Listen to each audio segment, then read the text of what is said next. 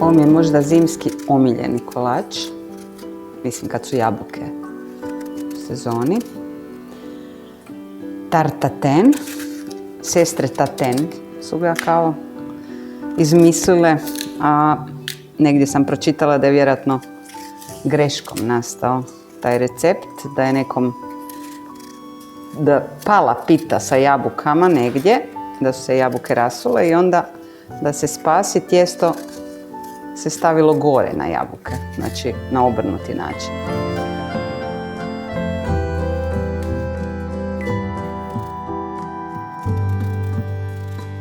Uvijek je dobro da su to jabuke koje imaju malo čvršću teksturu.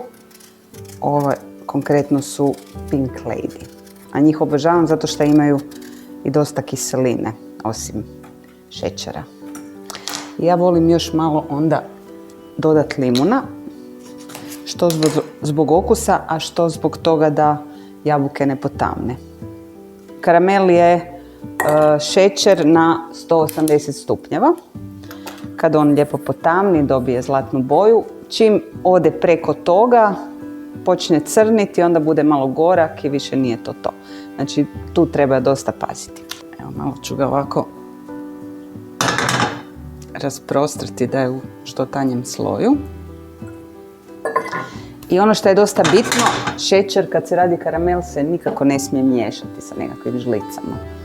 Jer onda donosimo nekakve nečistoće i vrlo se lako taj šećer onda rekristalizira.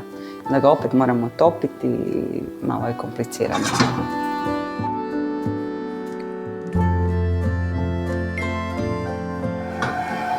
Evo, to je sad to.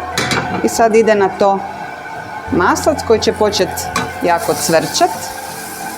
Tako da zaustavim karamel da on ne potamni previše.